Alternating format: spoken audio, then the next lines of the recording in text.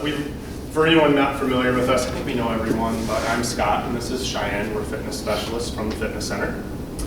We've really been looking forward to doing this presentation today. Stretching is obviously the most exciting, the most thrilling, the most mind-blowing aspect of fitness. And I'm sure when everyone saw that stretching was going to be the presentation, there was a collective company-wide woohoo. As I was opening up the fitness center this morning, my usual routine after you get the doors open and the lights on and everything is take a little walk through the gym and just kind of organize anything that's out of place. And as members started rolling in, one gentleman walks by me, one of our regular members, always here first thing. You know, we exchanged a quick little like, hey, how you doing? You know, like, oh, how about that snow Monday? And, you know, he's like, all right, got to get to it, getting right after it today hard. So he goes over to our stretching cage, you know, real intense, throws a leg up there, gets ready to go into a stretch, gets right into it. As he slowly, out comes the cell phone. So I look back, like, you know, I go about my business, I look back, you know, 20, 30 seconds later, and still in the same stretch. This time, not quite so deep, just a little more comfortable of a position, still on the cell phone. I look back a little bit later, I think he had switched legs. I'm not sure if he knew that he had switched legs at that point. And then sometimes later, I peek out of my office window, and he's on a treadmill, going after it. Going really hard on the treadmill. Sometimes later, he's out in the weight room, lifting pretty heavy, going really hard. And that, in a nutshell, is very appropriate. I kind of noticed that today, seeing how we're set to talk about stretching, is that very much is the mentality, the general mentality for stretching. You know, it's that one thing that we all kind of know we should do a little bit more of, put a little more thought, a little more energy into it, but we just kind of breeze through it. Kind of skip it all together.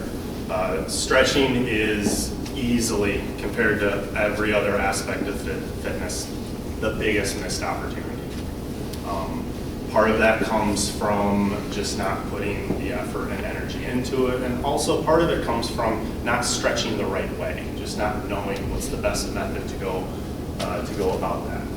So our goal today is to go over those benefits, make sure everyone understands those, and hopefully with a little bit more understanding, got a better sense of like all the benefits and what you can get out of stretching on a regular basis. So to do that, in order for us to do that, we need some help from everyone here. So it's not going to be active, don't worry. We need questions. At any point today, if you have any questions about anything up on the screen, anything Cheyenne and I are talking about, please raise your hand, shout it out. You don't have to wait till the end. Stretching, like any other part of fitness, it can be a rather broad topic, so we're going to touch on the areas that we felt were the most important. But if there's anything that we're kind of, you know, glossing over quickly, or if you have a specific question, please don't hesitate to ask. Like I said, our goal is to just educate and give all of you exactly what you would like to get out of this. So our itinerary for today, what we're going to go over, of course, all the benefits of stretching. There's probably a few of them that not everyone is completely aware of. Also, we're going to go over a lot of the issues associated with the lack of stretching. What happens when we have a lack of flexibility. Unfortunately, a lot of us are probably all too familiar with some of the issues that come from a lack of flexibility. Won't just talk about it, we won't leave you in the dark. We'll go over exactly how to stretch and break that down into some of the more important details. How long should you stretch? When's the best time to stretch? Various methods on how to stretch. And we'll also show you. So if anyone's a visual learner, we brought some basic equipment for some stretching. So Cheyenne and I will demo a lot of the stretches that you have in your packets.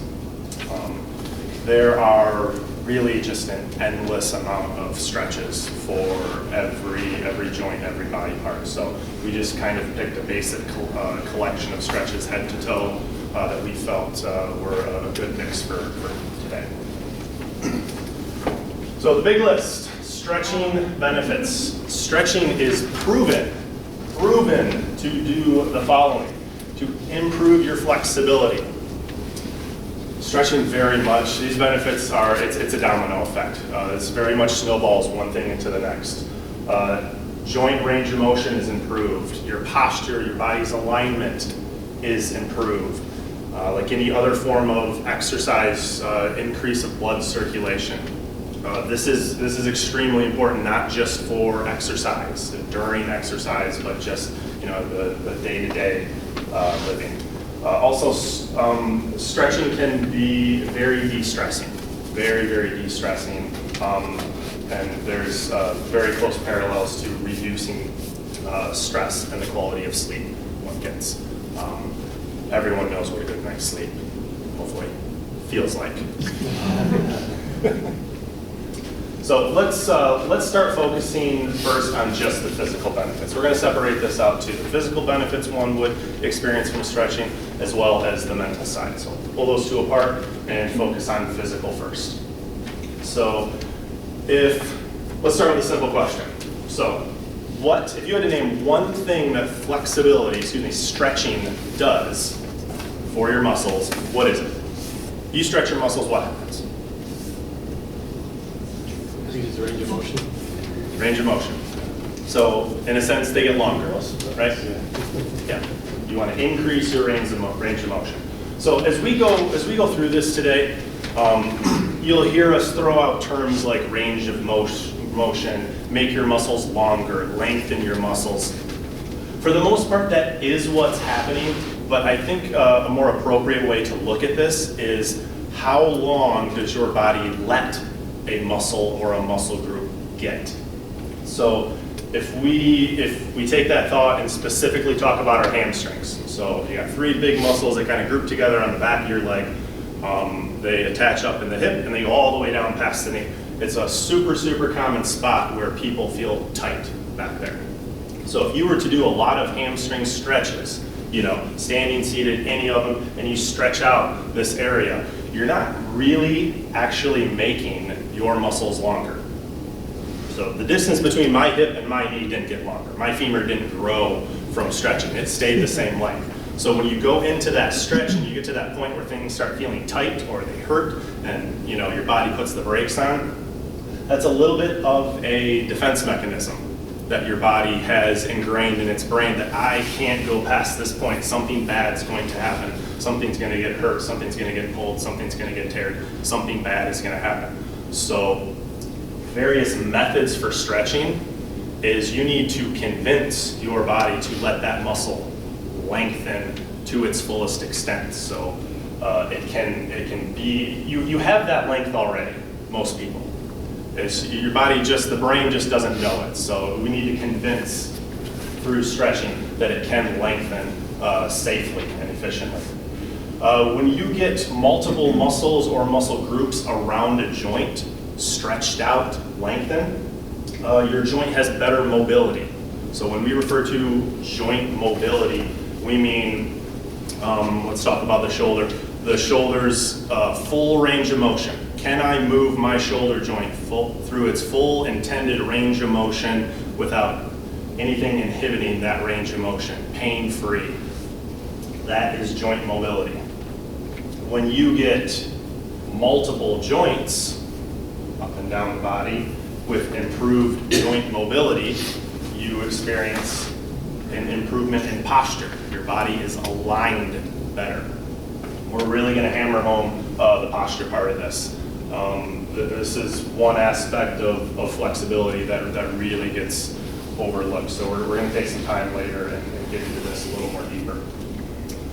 Someone with good posture and alignment is likely to experience less chronic pain in joints and muscles because things are more aligned and things are moving a little more freely. Joints are fully functional.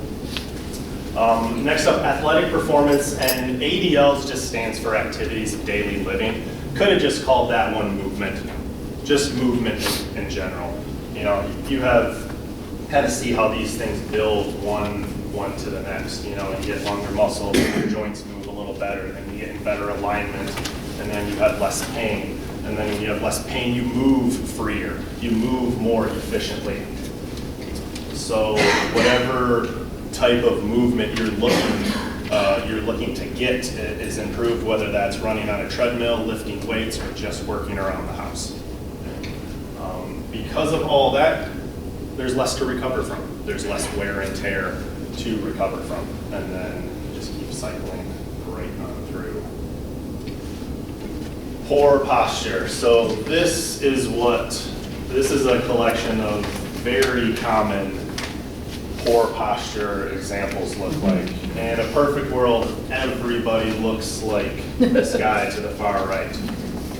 Nice straight line all the way up and down the body. From a side profile, all of his major joints are stacked right on top of each other.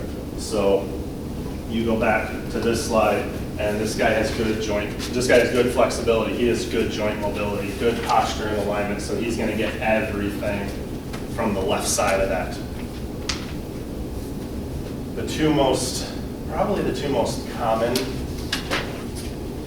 poor posture examples we see, if you go from the left, the second and third from the left, lumbar lordosis and thoracic kyphosis.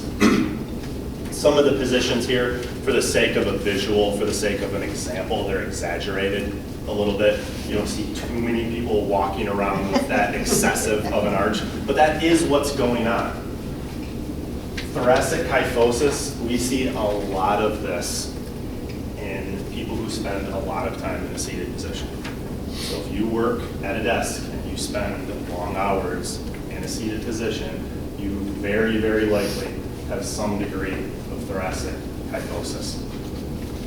So one unfortunate thing with posture issues is they rarely occur one at a time. So your body, the brain does a really good job of compensating for physical issues, for movement issues, movement errors that you have. So if we isolated one section of this guy in the middle of his posture, see how rounded he is from his mid back. Very rounded forward. Well, if his head was actually in the same position as the guy to the left, or even the guy with good posture on the far right, he's got that rounded look here, he's going to be staring at the ground all day. Which is fine if you're working at a desk and you're typically looking down at a keyboard or a monitor. That forward position is fine, but eventually we are going to have to stand up and walk around and move around.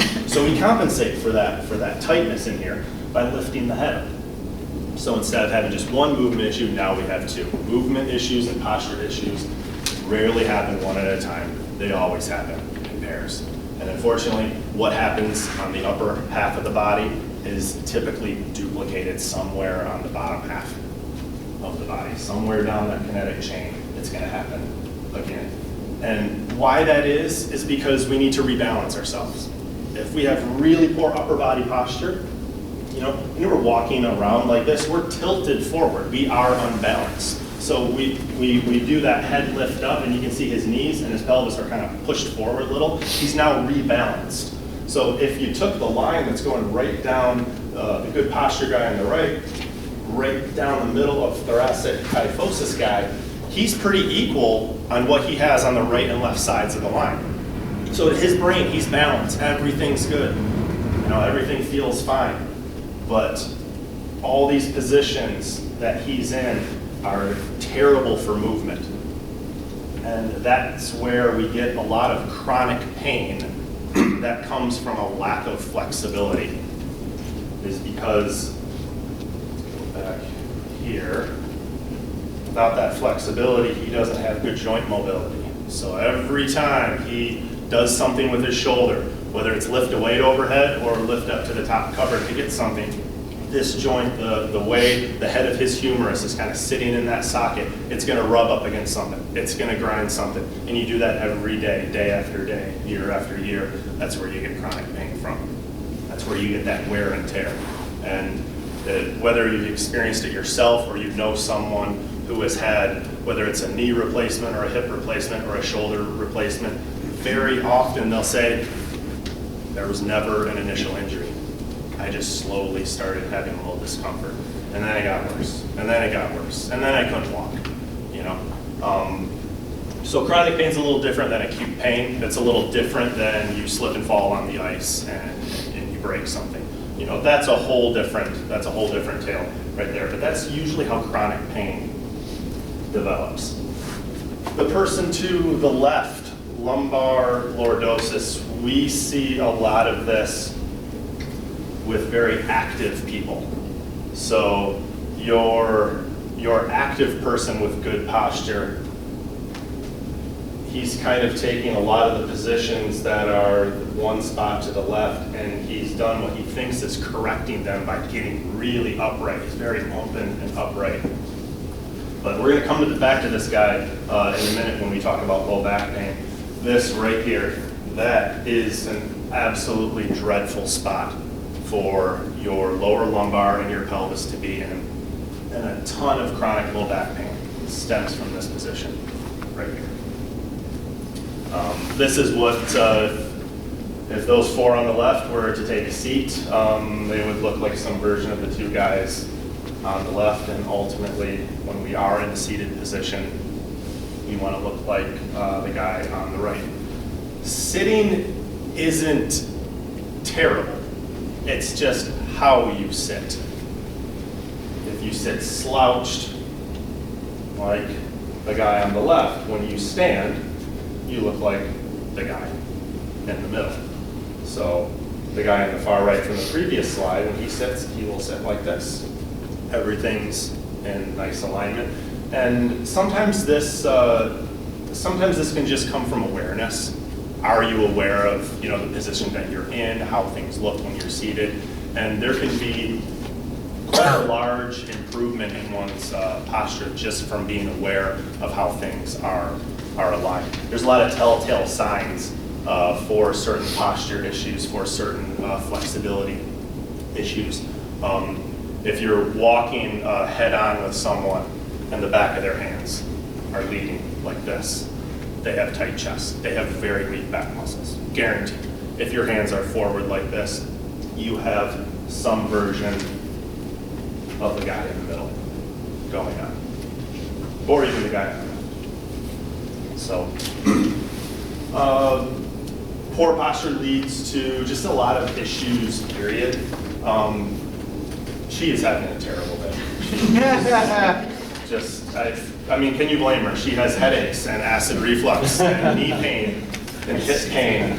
She's pregnant. All those. She's a guy with back pain, neck pain, plantar fasciitis. All of those posture issues, they can manifest themselves in so many different ways.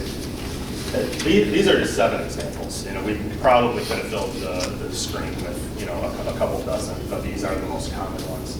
So if you experience any of these issues, poor posture, inflexibility could definitely be contributing to some of those, if not directly causing.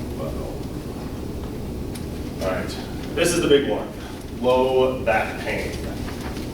Probably didn't need to write on there that this is one of the most common areas that people experience pain. Most adults at some point in their life experience some kind of low back pain, whether it's just a twinge here and there, or whether standing up and sitting down is a chore just in itself. Over time, we get ourselves into positions, into posture positions that just leave the low back in a really, really vulnerable spot. The low back, unfortunately, is kind of caught in the crossfire of everything happening in the upper body and the lower body. And it just takes the brunt of everything, just like through our lower lumbar area and our pelvis. That's how we compensate with a lot of movement issues above and below, and how we rebalance ourselves. Weakness, tightness in all of the areas around the abdomen and the pelvis lead to this, but also those, like I said, those aren't typos. Neck and shoulders, even things all the way up there, can contribute to low back pain. in ways that might surprise you. So stretching and strengthening some of those areas around that lumbar and pelvis region.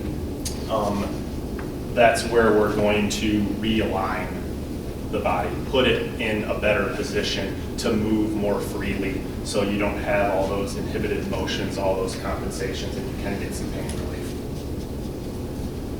Let's go back. All right. Any questions so far on anything? All right. Well, this is as active for you as this is going to get. So this is an example of how issues and other parts of the body can contribute to low back pain. So what I want everyone to do from a seated position, you don't need to stand on this one, is I want you to get in some really bad slouchy posture. You know, like, imagine you've got your phone. Imagine you've got your phone. You're just looking down, you're really kind of slouched. As bad a posture as you can think of. So without moving your spine, without moving your back at all, what I want everyone to try to do is lift their arms as high as they can overhead. All right. So not all the way upright. So don't move the arms now. Everyone everyone keep their arms steady. Now I want you to extend from the low back as high as you can, all the way up. All right. So you probably noticed a big difference in the position of your arms. So from a slouch position, most everyone was right about here. Then I had everyone arch and everyone got up overhead.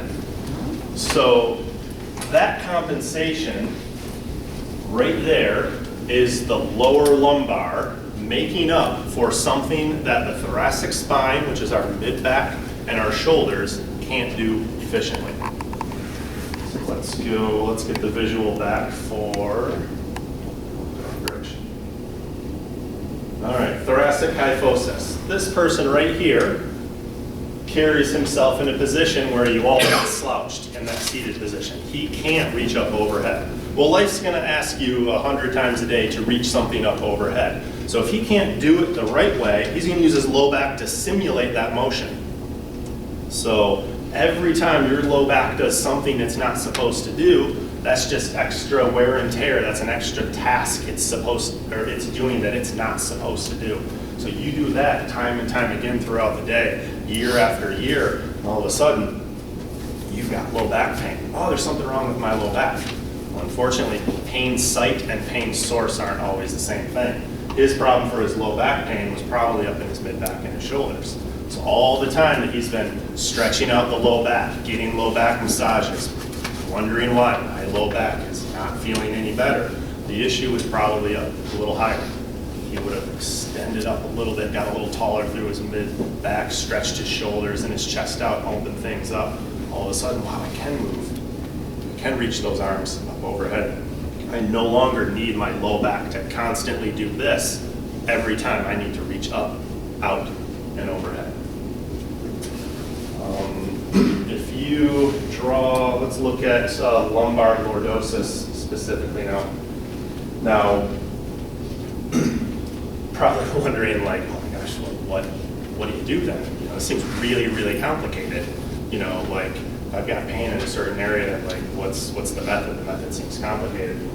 You actually look at what your issues are. Your issues are your roadmap for improving any inflexibility, any pain. So for lumbar lordosis, imagine an X going from his abdomen down to his glutes and from the low back to the front of his thighs. So he's compensating for, he probably sits a lot too. He's got a little different posture, but I bet he's sitting in the cubicle right across from thoracic kyphosis there. So he's got really, really tight hip flexors. Let me bring the chair in here. This will demo a little better. So your hip flexors, they start up in your hip and they attach below your knee. They bring, from a standing position, they bring your knee upward. So our hips are flexed when we're seated. When you're in one position for a very long time, the muscles get short and tight. They don't want to fully extend. Well, you need them to fully extend when you stand, but if they don't, you're left here. So he compensates for this little forward posture by arching up this way. Said just to rebalance himself. So his lower lumbar is doing overtime. It's really doing double duty to keep himself upright. If you go on the other side of that lower lumbar area to his abdomen, the function of your abdomen, if your ab muscles flex concentrically, they shorten and they go this way. You know, they're in a stretch position. They're in a stretch position all the time. Lumbar lordosis guy does not use his abs. If you don't use your abdomen, it will get weak. It will be very dysfunctional. Same thing on his lower half. So if his hip flexors are really, really tight, his glutes, so his butt on the other side, your glutes along with your hamstrings, their job is to extend the hip. They straighten you all the way up. Can't do it. It's constantly in a state of flexion right there. So just like the abdomen, if you don't use your glutes, they get weak. They shut off, they don't do a thing. So if you look at those issues, what this guy needs to do for his low back pain is take those two areas that are tight, his lower lumbar and his hip flexors, stretch the heck out of them. You stretch every day. You make a commitment to do it every day. Kind of convince those muscles you can lengthen, you can get longer. You've got to get longer. And the other side of that X, his abdomen and his glutes, you do strength exercises for. They don't need to be stretched. They're already stretched. They spend 24 hours a day in a stretch position. To stretch them anymore is just redundant. It's just a waste of time. You need to focus on some strength exercises. Bring some strength to them so they actually do the opposite of what stretching does. You know, he wants that abdomen to kind of shorten up and pull himself forward. You know, he wants his glutes to push his hips forward a little bit, and then he looks like the guy on the far right. So if you look at your list of posture issues, that itself gives you the roadmap, gives you the to-do list of what you need to do, how you need to stretch, what you need to stretch, and what, if any, muscles need to be given some strength exercises. Any questions on low back pain? No, but I have a comment. Yeah. Because the standing postures, with our long hallways here at Domino Farms, Yeah. I watch people's strides all the time. Mm-hmm. And you'll see people that, they have their toes pointed out real far. Yes. Or you can see them dragging a leg. And my daughter's in prosthetics and orthotics, and she brought this up to me, and now it's like a curse. I see it all the time. But they also lead to knee pains when you're Very throwing your much. toes out. Yeah. So I think that's a component to throw in there. Yeah, earlier I mentioned there's a lot of telltale signs for posture. Like if you see certain body positions, like, oh, they've got this going on. And I mentioned the hands forward. You know, if your hands are forward, you probably have really tight chest and shoulder muscles, and everything in your back is likely weak. When you see toes turned out like this, kind of that Fred Flintstone kind of stance here, your outer hips, your hip rotators, so the muscles that turn this way, they're really tight. They're constantly working. What that person has is weak glutes and tight hip flexors. You can't really see it from the side posture very well, but both hip positions will typically come with some degree of that toes turned out. What about turned in? What's that? What about toes turned in? When you get toes turned in, it's the exact opposite. So your internal hip rotators, your inner thighs, are a little short, a little tight, a little overactive. They're doing double duty for some other compensation. Weak external hip rotators, weak hip flexors. Typically, if you have something tight, look at the opposite side of it, and it's weak. That's the simplest way to look at it. So if your low back is constantly tight, go to the opposite side. You probably have weak abs. That's a good general way to look at the body. Like if anything's tight, look on the other half, and you can probably assume it's pretty weak. All right, pass the clicker. Cheyenne will walk you through. Okay. All right, so obviously there's some mental benefits as well as physical. So mental benefits of stretching, promoting relaxation. Everybody likes to be relaxed, obviously. That allows for a clearer mind. So when your body is relaxed, you have a lot less tension. So when your shoulders are relaxed, you have a lot less tension, which allows for your mind to be a lot more clear, which relieves a lot of your stress that you have, which ultimately improves your sleep. So some good things to think about. Stretching before you go to bed is going to improve your sleep tremendously. I know people don't think that, but it is. It's going to relax the body. The tension in the shoulders is going to be relaxed, which ultimately allows you to sleep better. And it's a snowball effect, just like Steph said.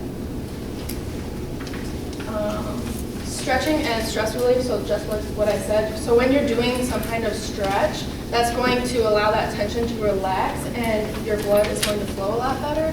So when you have a lot better blood flow, then that's good for you. You need your blood to go to your extremities, causing that tension in your muscles and in your lower back to relax a lot more. Stretching decreases the production of your stress hormones. So when your stress hormones are high, then you need to stretch because then you're going to be more stressed.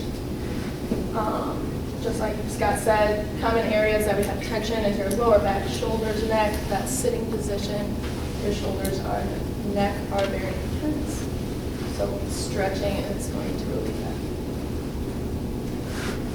Just like I said again, so all this is like snowball effect, but stretching before you sleep is going to improve your sleep.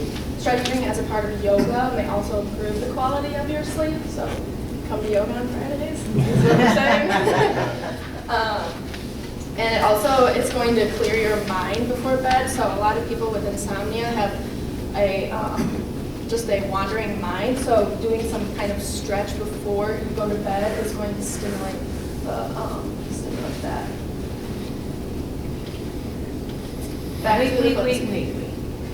What kind of stretching? I mean, just anything? Well, we're going to show you some stretches in a couple minutes. Yeah, Any kind of stretching. I so want it's the gonna ones improve to improve sleep. anything that like allows your blood to flow better is going to help you improve your sleep. Anything.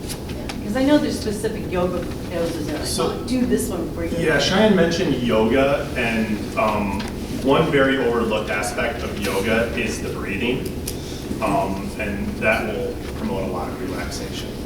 And Erin does a fantastic job with our yoga classes, and she always dedicates a part of the class, typically in the beginning, on breathing patterns. So when Cheyenne talks about stress relief and sleep and everything, that is the specific aspect of yoga that you could probably draw a direct correlation with sleep, is kind of learning those breathing patterns, those deep inhales, learning how to control your diaphragm. That's going to be very relaxing. Stretching and blood circulation. So when we're doing a stretch, you're allowing that muscle to lengthen, allowing that blood flow to continue. So when you're tense, your blood is not as flowy. So you need that blood to flow to your extremities, allowing for your tension to release as well. So a better circulation, like I said, is going to help you improve your sleep, like Scott said as well. It's going to allow your body to recover faster because that blood is getting to the muscles that need that lactic acid buildup from whatever kind of workout you were doing, which allows that byproduct waste to be removed from the muscle tissue. So there's there's more than two different stretching, but a static stretch is more of a stretch that you do after a workout, so allowing your body to cool down. It's those movements that you're going to hold, and you typically hold between 15 and 60 seconds. But yeah, it's just a movement that you're holding, or a stretch that you're holding after, so that you're allowing that to cool down. And then a dynamic stretch is more what we do before a workout. So during our classes, we do a warm-up, and that's going to warm up those muscles so that you don't injure yourself. And usually we do those between 10 and 12 times rather than a duration of time. It's more repetition. So pros and cons of static stretching. Static is what we do after, remember that. And anybody can perform it, any ability level, so anybody can do that. And it allows an increase in flexibility in that range of motion. So doing that stretch after is going to allow that blood to flow back into your extremities after that workout, allowing for your range of motion to increase. Some cons of static stretching: it is not ideal for the intense exercise, so we don't want to do that as much before a workout, because it's not warming up those muscles as much as a dynamic stretch. And static is not something you do for a maximal power output, so not something that you do like a dynamic to get your heart rate really up. And the dynamic is before a workout. So this increases the flexibility and range of motion, just like with static. And like I said, this is more of a warm-up type of thing for your muscles before an intense workout, before any of our HIIT workouts. Come to HIIT. And there is no negative effect on the maximal power. So we want your heart rate to get up before we start a more high-intensity workout. A con, it's not for somebody with a greater level of, so you need more body awareness, more balance, agility, stuff like that before you're able to perform something like this, compared to the static, which anybody with all ability levels is able to do that. And this one, it's a higher injury risk just because of you need more body awareness because of this. So general stretching guidelines. This is the FIT principle from ACSM. It's their recommendation. So FITT, just remember that: frequency, intensity, time, and type. The frequency, so how much you should do stretching. Obviously, the most you do, the daily is the most effective. So if you're doing a stretch right before bed every day, that's going to be the most effective. But they recommend greater than 2 to 3 days per week. So, and intensity, stretch to the point of tightness or slight discomfort. If you're going to stretch, don't stretch too much, because then you can injure yourself. And like Scott said, you could tear something or something like that, and we don't want that, because that takes a long time to heal. Time. The static stretch between 15 and 60 seconds of holding that stretch, and 10 to 12 repetitions of that dynamic stretch before a workout. The type, just any series of flexibility exercises for this, targeting major muscle tendons. So your hamstrings are a huge one you should be working on. Anything that you've worked, muscle that you worked on prior, you should be stretching out the next day. Different ways. So like Scott said, we have that seated stretch. You can be doing that right at your desk all day today. Standing stretches, kneeling, lying down, anything with a mat, a strap, a partner, those foam rollers, which I don't think we've got those.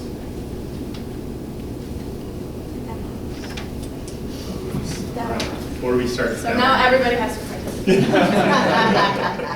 does anyone have any questions so far?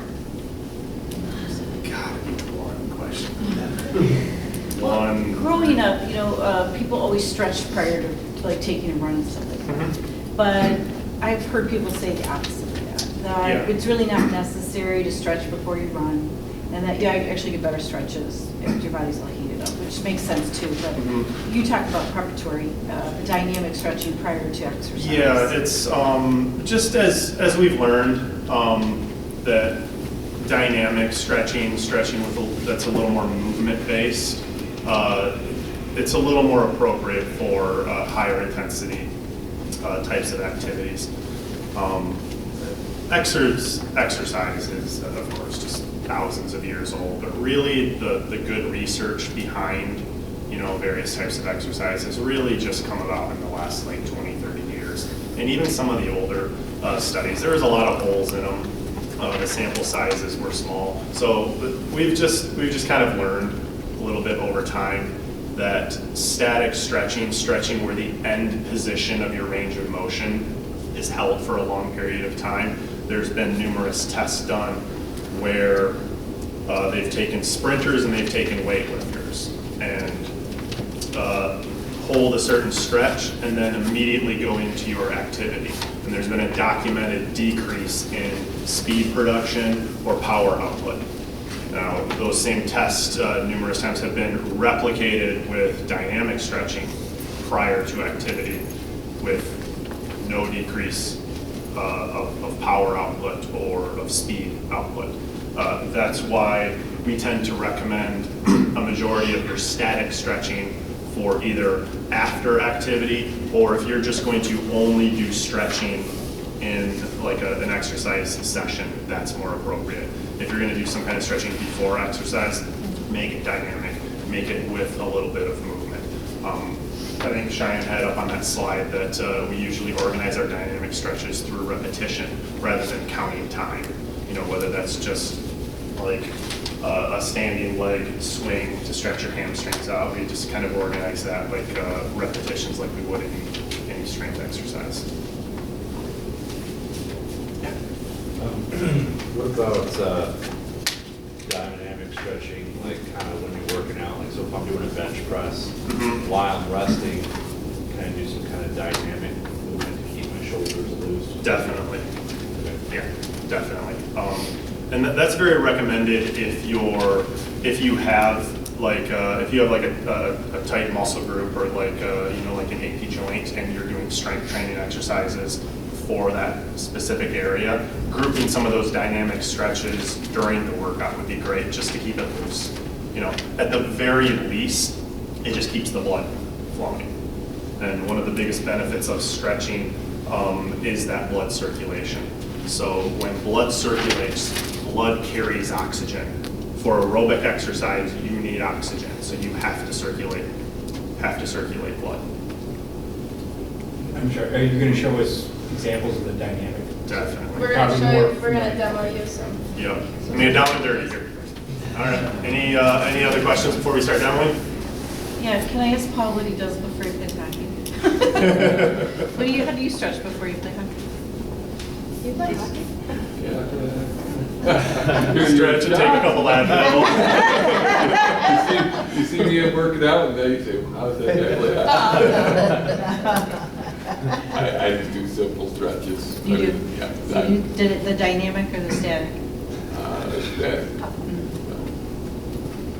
So some of this information, of course, is going to be new, and conceptually it might be a little out there compared to kind of what the norms for exercise and stretching is. So if you have any questions after this, or just in general, or how it specifically pertains to some stretching you want to get into, or how it pertains to like your own workout program, just grab us. We'll be happy to help. All right, so in everyone's pamphlet, you should have a list of some basic stretches. We just went head to toe from the neck all the way down. This is just a short collection of what we thought were some of the more important ones. I'll be the demo person. Okay, so from a standing position, just some basic neck stretches would be bringing your chin to your chest. A static version of this would just be to hold in place. 15 to 60 seconds is a good time frame. If you were going to add the dynamic version of this, would just be to do this with motion. So she's going to go in to the stretch, never holding the end range of motion at any point. It's just a smooth in and out repetition. Same thing with a head turn. So if you're going to stretch the side of your neck, you would do for a static stretch, just turn and hold that end range of motion. Again, you're looking for the point of just very, very slight discomfort, like a manageable level of uncomfortable feeling. Of an dynamic version would just be to move through that. Lat stretches. So I'll be the demo person. Okay. First one. So The side angle child's pose. Okay, so this is one. If you attend the yoga classes, you'll see a lot of this one. So this is a child's pose. So go side. So sideways, he's gonna go to the side, he's gonna hold that stretch, and that's gonna get all the way down right in your lats here. And a dynamic version is just he's going to be going side to side, and you're gonna feel it on each side of your lats there. side bend. Side bend, so a standing version. So side bend, it's the same thing, we're hitting the lats here. He can either have that hand up or back behind there. You're gonna hold the stretch, like again, 15 to 60 seconds. Dynamic version, he's going to be alternating there, so those muscles are moving faster. Half full wall stretch. Stretch. Wall works or a chair, anything that you can kind of position your arms on. So this one, same thing, hitting those lats both at the same time, holding that down in that position. I think this one you can actually feel in your hamstrings as well, but just what he's doing there is the dynamic version of that. All right. Next up, chest stretch. The simplest chest stretch would just be a wall stretch, single arm. So she's going to position her hand on the wall, get nice and steady, and then she's going to turn away from that arm. So she's going to make a little bit of a full body right turn to the point where she gets a stretch anywhere from the chest to the front of the shoulder to the biceps. This one can also be done in a corner or like a doorway where you can get both hands doing the same thing. The dynamic version, like the others, is just to move through the stretches. Triceps stretch would be next. Yep, so this one he's going to pull his elbow here, hand behind his head, and that's going to pull that tricep there. A dynamic version is just going to be alternating there. We do a lot of these in class to warm up the people's arms or triceps there. What do we got? Shoulder stretches. So this is going to get the deltoid. Those three muscles are kind of a cap for your shoulder. So she's going to pull that upper arm all the way across the upper body. You can get some slight variations on this stretch depending on the angle. So she's holding a little bit low. You can hold it up higher right underneath the chin. Dynamic version would just be to either alternate side to side or just go stretch and release. Kind of stretch it, back out of it, stretch it again, just kind of repeat that process. On to the lower half. Ready to do Because you thread the needle. yeah. Oh, I didn't thread the needle. Got it? Yep, got it. All right, so he's going to thread the needle right now. You gotta thread the needle. He's going to be in that child's pose there and bringing that arm all the way, hitting that shoulder on that other side, alternating for the dynamic version, holding that for 15 to 60 seconds. Dynamic version can also go into a rotation from the other side, so you can completely get out of that thread the needle pose and then right back into it.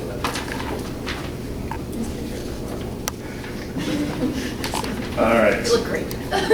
Now down to the lower body. So getting into the glute and the low back. A lot of glute and low back stretches, they get both areas. It's why group them together. So this is a figure 4 stretch. So where she's targeting right here is the outside of her hip. So going back to your question earlier, those feet out, this is a great stretch for that right there. So this is going to stretch out those external hip rotators. So how she's, one way she can determine the intensity or the depth of the stretch is how much she brings up her supporting knee. So you might start with, if you can extend your right leg out all the way, you might start right there, and that's a heck of a stretch. So as you progress through that, as you can hold that without that slight level of discomfort that you're looking for, she starts to bring her knee up a little higher. Yeah, I'm glad you said that. Yeah. I can't get into that one either. We very carefully chose who would demo each of these stretches. Next up is a seated twist. So you're going to start from a seated position. You're going to have one leg out straight, and you're going to cross this leg over. So there's a few ways you can get to this stretch. Now this is targeting the same area right here. You can do an upper body turn, and she's positioning her opposite arm on the outside of that leg she's stretching. So she is providing a little force. She's kind of pushing this way, pushing back on that right knee to try to pull that hip over. I'll just stay there for some knee tucks. So, okay, you can lie all the way back. So These will get the low back as well. This is a single leg knee tuck. You can just tuck one leg and get both hands around one knee. And as far as you can, you're gonna bring your knee in towards your chest. That's gonna stretch out the glute, and it's gonna make your hip flex to a greater range of motion than it probably does without any assistance. So that can be done either one or, oh yeah, okay. Dynamic would be like alternating, going side to side, or if you stayed on one leg, stretch, release, stretch, release. That can be done two leg as well, pull both. And this is a very common yoga move as well. Finally, for the mat there, lying spinal twist. You lie all the way back. So bring both knees up, and then you can drop them to your right side. So this is going to stretch out that same outer hip area. It's also going to stretch the lower back as well. So you have everything from the pelvis to your lower lumbar being pulled into rotation and stretching right there. Key to this one is, you can just hold there for a second. Whatever way you're turning, her opposite shoulder, she's anchoring herself down like that. You can just let your right shoulder kind of come up. She's just lost part of her stretch. She actually just kind of realigned herself. So anchoring on the opposite side with that shoulder, just kind of drive that shoulder. Partner help you hold that shoulder down, and if you're really tight. What's that? Have somebody help hold that shoulder down. Oh, or grab something. Yeah. You can do this stretch next to like a piece of equipment, like a rack or something, and you can just hold yourself down. If the hips are going to want to kind of swing that over to the side. All right, inner thigh, so that kneeling side lunge, that's going to hit that groin right in there. So to make it more of an intense stretch, he can go even further if he can, but. I like how you work, sure. Dynamic version is he's going to be going up. See, now I got to Yeah. prove that I can get all the way down. I'm just messing. All right, so butterfly. Can you do that one? You don't have your little block thing. Yeah, no. All right, so this is a demo of poorly executed butterflies. So butterfly, he's going to either, he can actually use his elbows there, so go ahead and have your elbows on the and he's going to push down with your elbows. So I'm going to show you because he's not very good at this. But, so you're going to hold here and pressing down with your elbows, so you have that better stretch there. So he's gonna That's all right. It's only a game. All right, we'll go to the hip flexors. All right, yeah, I'll get That this one one. you can do. So kneeling hip flexor here, he's going to go forward and backwards. Have this like out. Yeah, no. And this is going to hit that hip flexors. So if those hip flexors are tight, that's going to go ahead and stretch those, like he's doing the dynamic version there. One really important key for this stretch is this area right here that you're looking to stretch. You've got to flex the glute on this same side right here. So as I get into this stretch, I'm going to squeeze the left side of my butt. I'm going to flex those glute muscles and hold them tight, and then I'm going to go into the stretch. Whether that's a static stretch and hold, or whether you're doing that dynamically, you got to flex from this side. You'll increase the stretch greatly on this. If you don't, you'll get a lot of your range of motion through a low back arch. You'll go into this right here, and you won't actually isolate this muscle. So that's really important with this stretch, is to flex the glutes. And you should feel that right down in there. And make sure your hips are aligned so that you're not adjusting here. So if you have your hips out, then your hips are not in line, therefore you're not getting that good hip stretch. Go ahead. Is there a way to do that without having to kneel? I can't kneel. Yes, so this is the great thing about stretching. Stretching, compared to a lot of other forms of exercise, it travels really well. You can do it anywhere, and you can get a lot of the same stretches from multiple positions. You could do this from a step or a chair. So if you're in a standing position, you could hold on, and you could do this from a standing position. There's a big cage in the fitness center, if you're down in there, that has all sorts of foot and hand positions that you can get that stretch from. You could do that at home, just with a foot up on like a chair or a couch, anything like that. but it's the same stretch. Anything where that back leg, where you're gliding away from the front of the back leg, will hit the same spot. How critical on these stretches is your upper body position? Does that need to be? Typically very important. I guess if we go back to this stretch right here, if you arch on the upper body, you're gonna release this part of your hip flexors and miss the stretch. So the upper body part of this right here is just to stay neutral.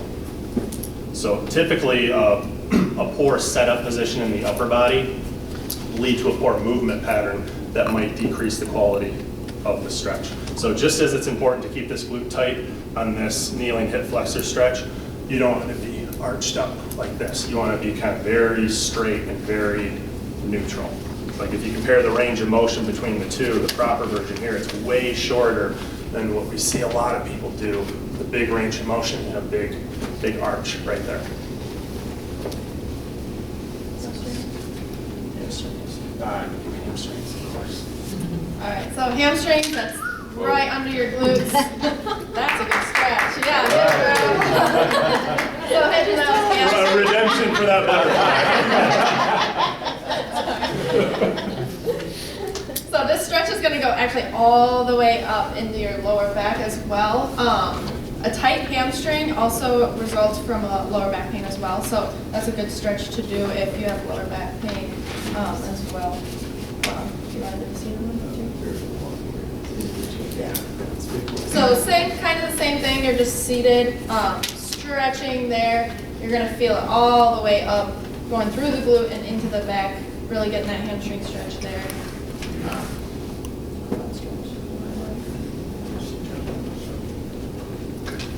Standing quad stretch, so you want to make sure that you remember good posture here because you want to feel it right in your quads here. If you don't feel it in your quads, then you're doing it wrong.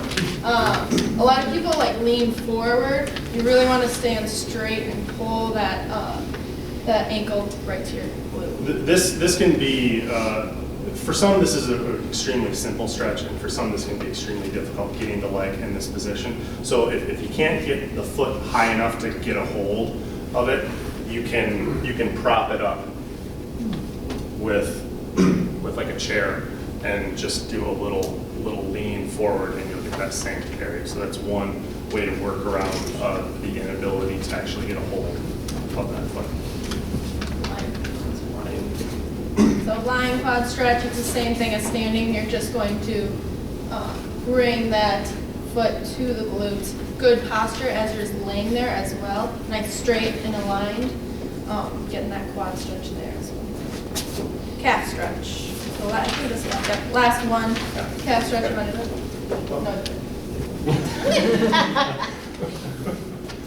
All right, so a few different ways to do a calf stretch. So if you're using a wall, you want to elevate your toes up on the wall. Keep that leg straight. You want your knee locked out on this one, and that gets your big calf muscles right in here. Another variation of this is to do this with a bent knee. You need to bend your knee just a little bit. Like this. Yep. So as soon as you bend your knee, you go from the big muscle up in your calves down to the back of the ankle around your Achilles tendon. So those would be two static calf stretches. To do this dynamically, you would just rock in and out of those two stretches. Are there any specific stretches anyone would like to see? There's a specific stretch or something extra for a certain body part? Anything missed? Glad no one said the Lower back, because you major injury for a lot of people. Yes. How important is it to do strength training in those areas as well? I mean, I guess there's sit-ups, and you got that back thing and the back machine in there. I mean, what's more important? Yeah, to give a generic answer, I'd say 50-50. It's equal parts stretching areas around the low back, but it's also equally as important to strengthen the weak areas around the low back. So So if we go back to this guy, poor guy, we've been picking on him so much today. Lumbar lordosis. He really, really needs for his back pain to stretch out his hip flexors and do some low back stretching. But if you only do that, chances are you're only going to get partial relief, potentially no relief. So he's got to do the second half of this. He's got to strengthen his glutes and he's got to strengthen his abs. It's like we talked about earlier, movement pattern issues or posture issues, they rarely happen all the time. It's usually, there's something happening on the other side as well. Okay, other side, low back pain. Yeah. I need to strengthen my abs. You didn't show us any that did that. No, no, we didn't get to any strength exercises, but for ab training, this person right here, because he's so arched, a lot of crunch variations where you draw your chest forward more toward the hips would be good. I think the best ab exercises for posture and alignment are more exercises where your abdomen just has to clench and stay in a steady position. So like a plank, something where there's no movement from the abdomen. It just has to be really, really stable. And planks come in a lot of different ways. You know, full planks from the feet. There's modified versions that you can do from the knees and still work the exact same area. When you start adding movement to planks, you challenge your abdomen's ability to provide that stability. Ultimately, what this posture right here, what you really want your abs to do, the abs are best as a stable, steady part of the body. If you think of like a slingshot, pulling back on a slingshot, the stability of the abdomen will determine the efficiency to a large degree of what the arms and the legs do. So if I'm pulling back on a slingshot, think of the hand that I'm holding the slingshot in, those are my abdominal muscles right there. If they're really, really strong and steady, I can really pull back on that slingshot and let one fly. If they're really weak, I go to pull back on that slingshot and the handle's just flopping all around. That's what a weak abdomen will do for the upper and lower body. So I would focus on plank variations to strengthen the abs. They can be done on the floor, and like I demoed, they can be done from the knees. They also can be done elevated. So you can do planks, whether they're from the forearms or the hands with your upper body elevated. So you can do them from a chair, you can do them from a couch, the edge of a bed, our stretching cage in the fitness center. There's various levels that you can start nearly in a standing position and slowly work yourself down. It all works the same way, just to a different degree of difficulty. And how long do you hold the planks then? Is that the same? So how I've always programmed planks is, I like to see a personal training client repeatedly hold a steady plank for about a minute, a couple times, and then if they can do that, and I like their form, I like their position, that's when I start challenging how well they hold their position. So I have someone that I'm working with, and we're doing planks for the first time, and they can hold this position quite easily. Now I'm going to start challenging how well their abdomen stays in this position. I'm going to add some form of movement, whether that's the upper body or the lower body, and I'm going to see how well their abdomen can keep them steady. See if that movement that I'm asking to do causes them any kind of a compensation. Like when they reach their arm forward, do they tilt to compensate for a lack of balance, or can they reach that arm forward without any kind of compensation, any kind of movement? Anything else? All right, let's finish with a few quiz questions. All other forms of exercise. There's a lot of bro science and myths and misconceptions out there. So, first one, stretching eliminates muscle soreness. Fact or fiction?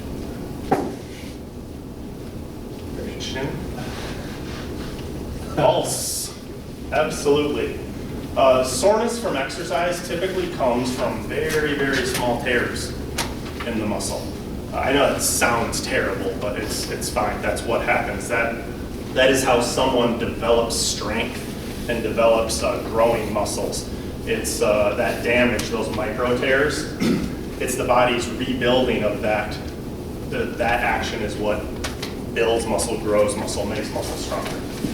So stretching will not eliminate that, although it can help reduce a little bit of soreness. It's more effective to stretch a warm muscle than a cold muscle. It's gotta be true. That depends which time of the stress. What did you say, Yes. John? What did you say? I said it depends which type of stretching you do. So the static, you'd want on a warm muscle. Yes. Dynamic, like you'd have a cold muscle, right? Yes, absolutely. Points for paying attention. Fact. It is more effective to stretch warm muscles. They're a little more relaxed. They're more receptive to that change in length that you're trying to convince them to do. So even if you're going to only static stretch and nothing else, walking or jogging, for a few minutes or doing a really light, just kind of aerobic warm up would be a good idea to make the stretches that you're going to do a little more efficient. Stretching should be painful in order for it to be effective. Like super painful, right? Just terribly, terribly painful. False, false, false. If it's painful, you're going way too far in your stretch. You're looking for slight discomfort. You want to find that end range of motion when you're doing static stretching, but you want to be mindful on how much you push past that level of discomfort. Breathing and stretching, like we talked about, yoga, you'll learn a lot of breathing and how it relates to stretching. So we highly recommend trying our yoga classes. Too much strength training leads to a lack of flexibility. So false. So false. This is a big myth. This has been perpetuated just for so long. In a very, very extreme example, I'll give you that's true if you go maybe to a magazine rack and pick out a bodybuilding magazine. Some of those very large, gigantic human beings might have experienced some level of loss of flexibility. But for 99.9% of people, that is very much false. Resistance training, strength training actually leads to an increase in flexibility. So if we go back to that kneeling hip flexor stretch, a lot of stretches, they're actually mimicking a lot of strength training exercises. So this position right here, this looks awfully close to the bottom of a lunge position. So if we were in this stretch and we were stretching our hip flexors when we're in this position, well, when we go into a lunge, that action doesn't stop happening. Every time we drop down, you just stretched your hip flexor. It had to stretch from my knee to drop down. So most strength training exercises, every movement up and down is a stretch in itself. That's how you get your body into certain positions. The body very much is a constant state of tug of war from opposing muscle groups. It's a game of tug of war where one side typically lets the other side win for a little bit. When you drop down into a squat, you're flexing your hip flexors, but that means everything on the back has to stretch, it has to lengthen in order for you to get down there. If it didn't, you'd get this far and you'd stop. So strength training is stretching.